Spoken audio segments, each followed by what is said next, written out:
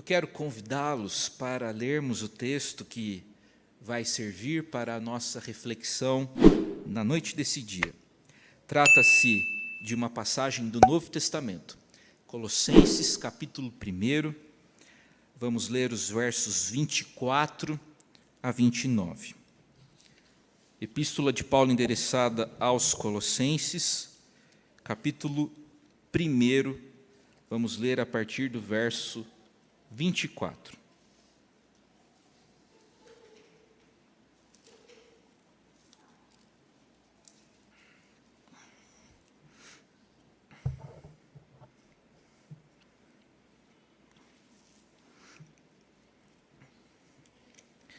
Temos conversado sobre a epístola endereçada aos Colossenses já há algumas semanas. Hoje, no culto da manhã, meditamos sobre a passagem imediatamente anterior, os versos 13 a 23. Hoje, alcançamos esse bloco de texto que compreende os versos 24 a 29. Agora, me alegro. Agora eu me regozijo nos meus sofrimentos por vós. Paulo estava preso por ocasião da redação dessa epístola. E eu preencho o que resta das aflições de Cristo na minha carne a favor do seu corpo, que é a igreja. E Jesus é o cabeça da igreja, conforme declaração na passagem anterior, da qual me tornei ministro de acordo com a dispensação da parte de Deus que me foi confiada a vosso favor, para dar pleno cumprimento à palavra de Deus. Paulo é pregador desse mistério que estivera oculto dos séculos e das gerações, agora, todavia, se manifestou aos seus santos, aos quais Deus quis dar a conhecer qual seja a riqueza da glória desse mistério entre os gentios, isto é, Cristo em vós, a esperança da glória, o qual nós anunciamos, advertindo a todo homem e ensinando a todo homem em toda a sabedoria, a fim de que apresentemos todo homem perfeito em Cristo. Para isso é que eu também me afadigo, esforçando-me o mais possível, segundo a sua eficácia, que opera eficientemente em mim. Nós vamos ler o verso 28 mais uma vez, e vamos ler da seguinte forma: vocês lerão as palavras todo e toda. Só essas palavras, ok? Eu vou ler o verso, e quando aparecer todo, você lê. Quando aparecer toda, você lê também. Deu para entender? Combinado? Será que a gente consegue? Vamos lá. O qual nós anunciamos, advertindo a todo homem e ensinando a todo homem em toda a sabedoria, a fim de que apresentemos todo homem perfeito em Cristo. Muito bem. Você está amadurecendo ou amargando?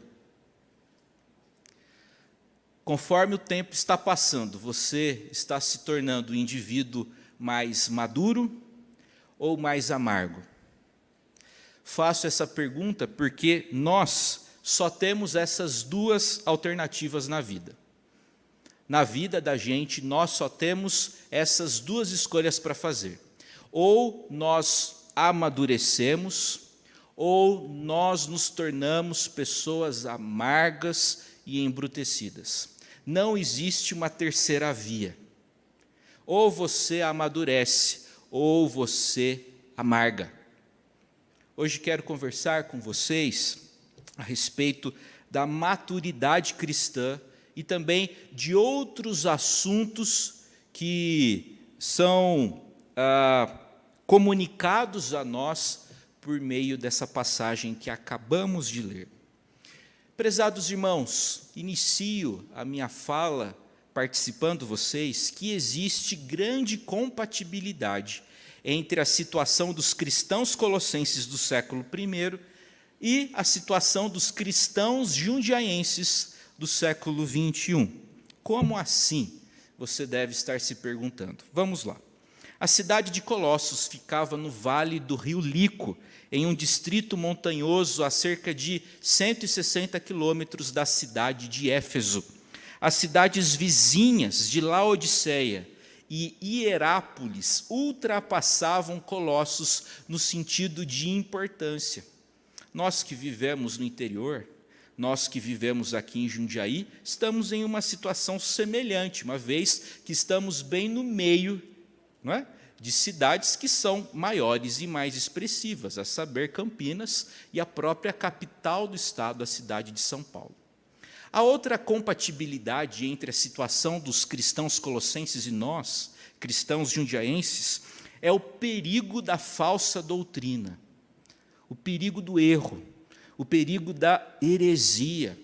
Nós enfrentamos o mesmíssimo perigo. A heresia colossense foi um fenômeno sincretista, ou seja, foi uma mistura de várias religiões, foi uma mistura de cristianismo com judaísmo, com gnosticismo, com filosofia grega.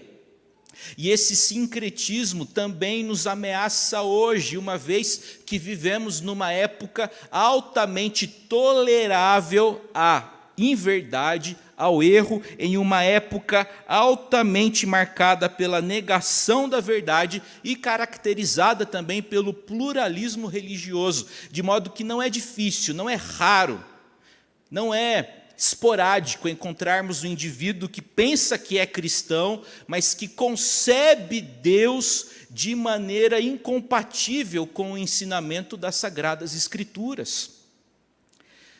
Meus irmãos, a carta aos Colossenses adota a típica estrutura paulina com sua bipartição em uma parte doutrinária e uma outra parte parenética, ou seja, prática. Nos primeiros versículos dessa epístola, o estado de fé dos colossenses é elogiado pelo apóstolo Paulo. No entanto, como os crentes de Hierápolis, os crentes colossenses são ameaçados por falsa doutrina que Epáfras tentou combater com grande energia. No entanto, Paulo acabou sendo requerido por Epáfras a fim de auxiliá-lo naquela situação. Depois de escrever e depois de descrever a excelência da pessoa e obra de Jesus Cristo, Paulo passa a falar a respeito da realidade do seu ministério.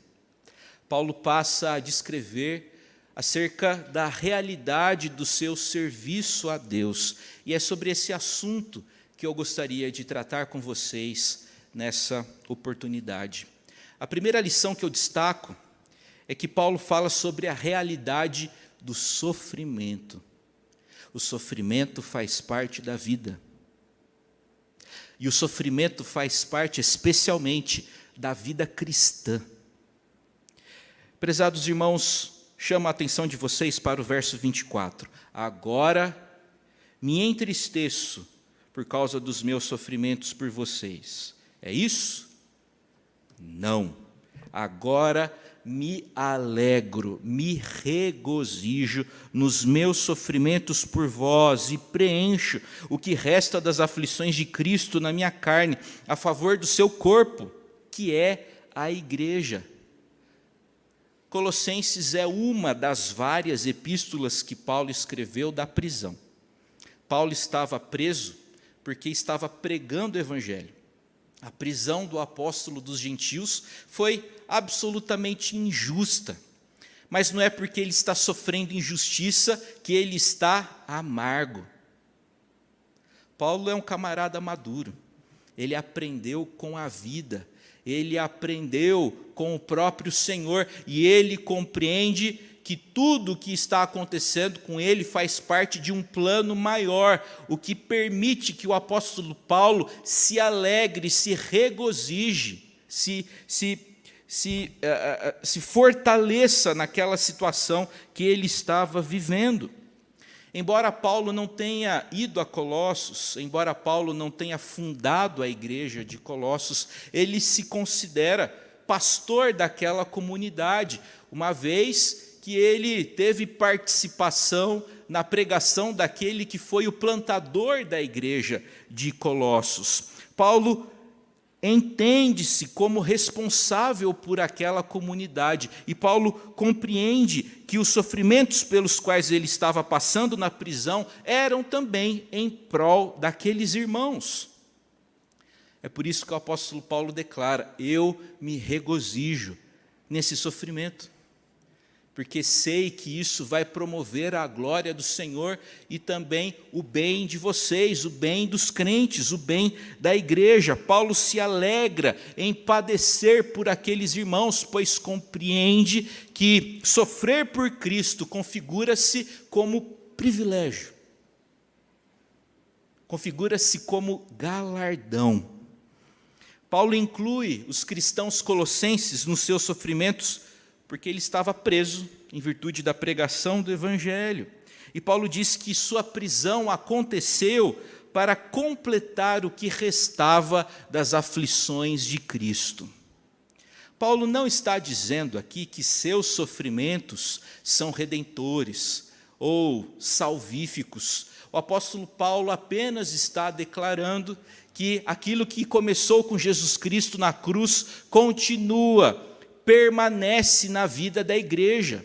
É função dos cristãos a pregação do Evangelho, a pregação da mensagem da cruz. O apóstolo se identifica com o sofrimento de Jesus, e Jesus identifica-se com o sofrimento da sua igreja. É essa solidariedade que existe entre o cabeça da igreja e a igreja, que é o corpo de Cristo, que o apóstolo Paulo está descrevendo aqui. Prezados irmãos, a realidade do sofrimento, a realidade da renúncia, fazem parte da vida cristã. E é por isso que o mundo contemporâneo, é por isso que a nossa sociedade foge tanto da cruz de Jesus, foge tanto do cristianismo bíblico. Nossa sociedade é hedonista. O que isso significa? Isso significa que nossa sociedade busca o prazer e foge da dor. É por isso que a indústria farmacêutica fatura milhões, para não dizer bilhões, com analgésicos. Nós não gostamos de dor, somos altamente intolerantes ao sofrimento. No entanto, a Escritura afirma que existe sim sofrimento em sermos crentes. Lembremos-nos das palavras de nosso Senhor Jesus Cristo, em Lucas capítulo 9, verso 23, se alguém quer vir após mim, a si mesmo se negue, dia a dia tome a sua cruz e siga-me. Negar a si mesmo é sofrimento, é difícil, não é agradável. Tomar a nossa cruz implica em sofrimento, em fazermos aquilo que não desejávamos fazer e não realizarmos aquilo que muitas vezes gostaríamos de fazer. Cristianismo é cruz, é renúncia. Prezados irmãos, a cruz não é tragédia, nem infortúnio, é sofrimento resultante da união com Cristo. A cruz não é sofrimento casual, mas sofrimento necessário. Um teólogo alemão ainda vivo, chamado Jürgen Moltmann, afirmou certa vez que a paixão que nos liberta para a vida só se efetiva ao se sacrificar. E o teólogo alemão afirma ainda que, no fundo, os ferimentos só se curam pelos próprios ferimentos. As nossas feridas são saradas pelas feridas de Jesus. É nesse sofrimento que nós somos abençoados, é no sofrimento de Jesus, que voluntariamente entregou-se por nós, que nós somos abençoados e fomos salvos. Segunda lição que aprendemos com essa passagem é a realidade do ministério, ou melhor dizendo, uma palavra parecida com ministério, é a realidade do mistério que se manifestou. Paulo compreende, Paulo tem a certeza, Paulo está persuadido pelo próprio Deus eterno de que foi vocacionado para dar pleno cumprimento à palavra de Deus. É o que encontramos no verso 25. Paulo entende que tem a missão de agora tornar manifesto a todos o mistério que outrora estava oculto. Que história é essa de mistério que estava oculto e que agora foi manifesto às pessoas? Paulo fala sobre isso no verso 26. Paulo entende que Cristo estava presente no Antigo Testamento, mas de forma oculta, de forma misteriosa, de maneira velada. Jesus Cristo está presente no Antigo Testamento por meio dos tipos, por meio das figuras, por meio dos símbolos, por meio das instituições. Jesus Cristo está lá na história de Abraão e Isaque. Davi também é um tipo de Jesus Cristo. Jesus Cristo está presente nos tipos, nos sacrifícios, nos profetas, também no sacerdócio levítico, ou seja, Jesus Cristo está no Antigo Testamento, mas estava durante aquele período de forma velada, de forma oculta. Porém, por ocasião de sua encarnação, o Deus invisível torna-se visível. Paulo fala sobre isso no texto anterior. Ele afirma que Jesus Cristo é o cabeça do corpo, verso 18, da igreja. Ele é o princípio, o primogênito de entre todas as coisas. Ele afirma ainda que o Senhor estava presente na sua criação. Ou seja, quando Deus assume uma figura humana, ocorre a revelação desse mistério. E agora é função, é competência de Paulo anunciar esse mistério a todas as pessoas. Paulo tem esse senso de vocação. Paulo tem essa compreensão bonita e espiritual de que ele vive tão somente a fim de pregar o Evangelho, de tornar Cristo conhecido de todos os povos. Um teólogo chamado Chesterton afirmou certa vez que o cristianismo é centrífugo. Ele irrompe, ou seja, o cristianismo não fica limitado dentro de quatro paredes.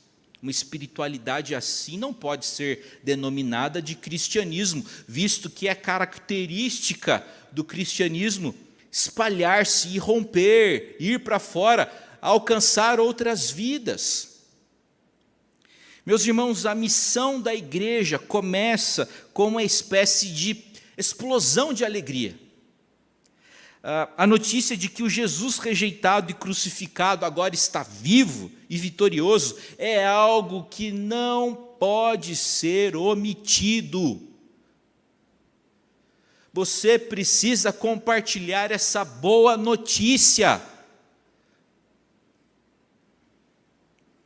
Suponha que você fique sabendo que em um determinado posto de Jundiaí existe gasolina, vamos lá, a gente nunca imaginou falar isso, né? Mas suponha que você encontre gasolina por R$ 4,50.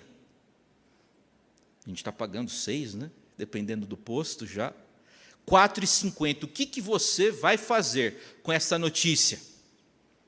Você vai pegar o seu celular e mandar a notícia lá no grupo da família, né? Gente, quem não abasteceu, abasteça lá naquele posto. Tem gasolina com preço razoável.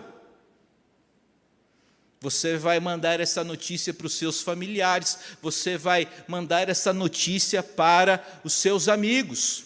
Outro exemplo, faz de conta que você foi lá no Carrefour e você encontrou o leite Chefa, ou leite Jussara, preço ótimo, R$ 2,50, R$ 3.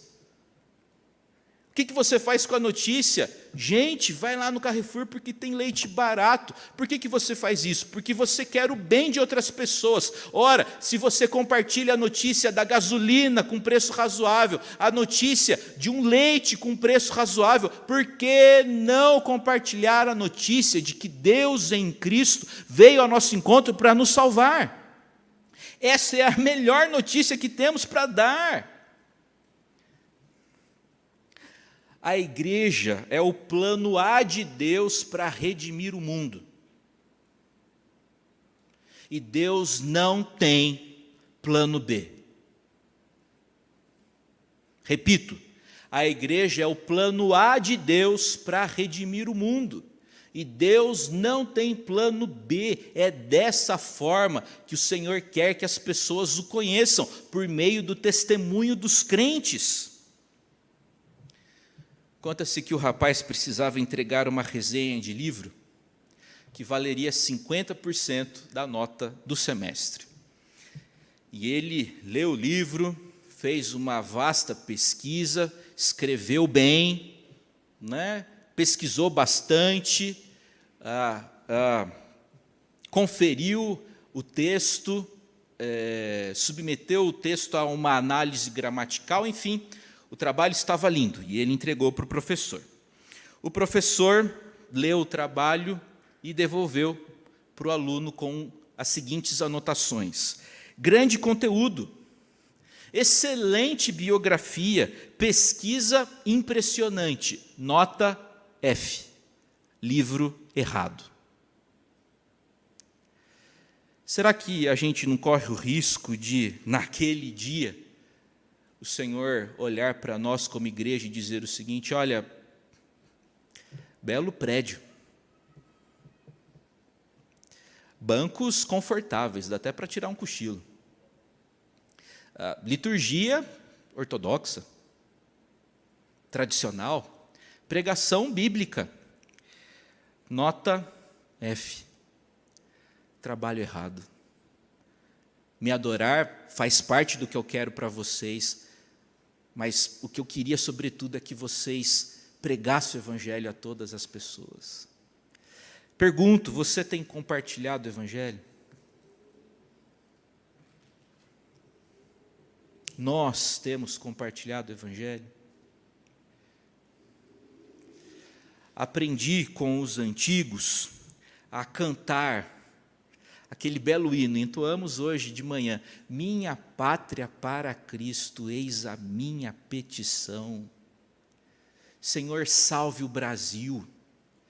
Infelizmente, tenho visto muitos hoje sonhando não com uma pátria rendida a Jesus, mas rendida a uma ideologia, seja ela qual for. Tenho plena consciência de que existem ideologias que são menos compatíveis com a Bíblia do que outras.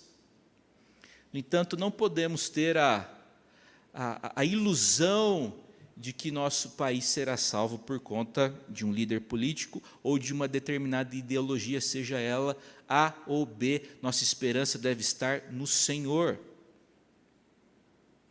Devemos sonhar com nossa pátria rendida a Jesus Cristo. E para isso devemos pregar o Evangelho. Terceira lição que aprendemos com essa passagem: Paulo fala-nos acerca da realidade da maturidade.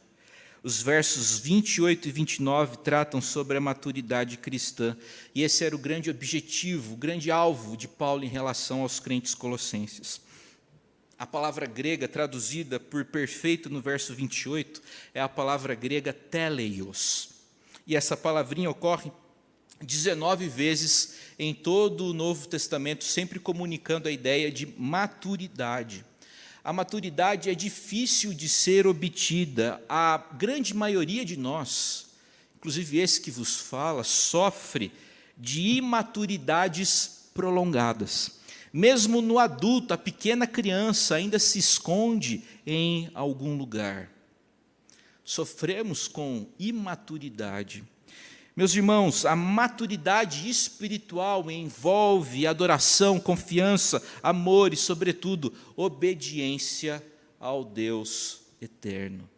E quanto mais clara for a nossa visão de Cristo, mais nos tornamos convencidos de que Ele é, sim, digno da nossa dedicação e da nossa adoração. Precisamos conhecer o Cristo das Escrituras, não as caricaturas de Jesus que a gente encontra por aí. E como é esse Cristo descrito pelas Escrituras? Ora, é só voltarmos os nossos olhos para a passagem imediatamente anterior, versos 15 a 20. Jesus é a imagem do Deus invisível. Ele é o primogênito de toda a criação. Nele foram criadas todas as coisas. Ele é antes de todas as coisas. Ele é o cabeça do corpo da igreja. Ele é o princípio, o primogênito de entre os mortos. Aprove a Deus que nele residisse toda a plenitude. Enfim, Paulo está declarando aqui que Jesus é o Senhor da criação, aquele por meio de quem todas as coisas foram feitas, e Ele é também o Senhor da igreja, aquele por meio de quem todas as coisas foram reconciliadas. Jesus tem uma dupla supremacia, é o cabeça do universo e é o cabeça da igreja. É digno de nota o uso que o apóstolo Paulo faz da palavra todo no verso 28. Minutos atrás, nós lemos o verso 28, dando ênfase às ocorrências dessa palavrinha, todo e toda. E vocês viram que ela aparece, ela ocorre na passagem 4 vezes. Ou seja, Paulo está pensando muito nessa questão plural quando escreve essa epístola. Os falsos mestres que ameaçavam a comunidade de Colossos ensinavam que haviam 2 classes de cristãos, os maduros e a gentalha. Os hereges colossenses compreendiam que haviam 2 classes de cristãos, o rebanho comum e os maduros, unidos pelo conhecimento especial. Paulo ficou absolutamente horrorizado com esse relitismo cristão, e ele toma a palavra dos gnósticos, teleios. Eles que gostavam dessa palavra, eles compreendiam que eles eram os maduros. Gente imatura geralmente pensa que é madura, não é mesmo? É curioso esse padrão. E eu posso afirmar isso porque isso aconteceu comigo. Com 20 anos de idade, eu me achava extremamente maduro. Alguns anos depois, eu vejo que eu era muito imaturo, que ainda sou para muitas coisas. Estou nesse processo de amadurecimento. Gente imatura geralmente imagina que é madura. Dessa forma, os hereges colossenses entendiam-se como maduros, e eles utilizavam a palavra teleios, maduros, para se descreverem. Paulo toma essa palavra que era usada apenas por alguns e destina essa palavra para fazer referência a todos. Todo crente pode e deve amadurecer, todo crente pode e deve crescer e progredir, todo crente é chamado à maturidade cristã. Meus irmãos, essa passagem leva-nos a considerarmos a sempre oportuna, porém perturbadora interrogação de foro bastante íntimo. É aquela pergunta que eu fiz inicialmente: eu estou amadurecendo ou eu estou amargando? Na vida da gente, nós só temos essas 2 escolhas. O apóstolo Paulo passou por poucas e boas. Foi preso injustamente, sofreu violências, foi traído por pessoas que eram da sua confiança, mas no findar da sua vida, quando ele estava prestes a entregar a própria vida como libação, escrevendo a sua 2ª epístola a Timóteo, ele não se revela como uma pessoa embrutecida. Ele perdoa aqueles que o ofenderam, ele está de bem com as pessoas, não porque as pessoas corresponderam às suas expectativas, mas porque ele resolveu amadurecer em vez de amargar. A vida de ninguém é fácil. Todos passam por dificuldades. Todos sofrem injustiças. Concordo que uns mais que outros. Porém, essa decisão você deve tomar. Eu vou amadurecer ou eu vou amargar? As decepções com outros, o que outros fazem, ou as próprias decepções comigo mesmo, vão me deixar mais embrutecido, entristecido, de mal com a vida, ou me tornarão uma pessoa mais madura? A escolha é sua, a escolha é nossa, e o auxílio para amadurecermos vem do Senhor. E essa maturidade cristã, teleios, é para todos nós, é para toda a igreja. Que o Senhor nos abençoe e nos fortaleça, em nome de Jesus. Amém.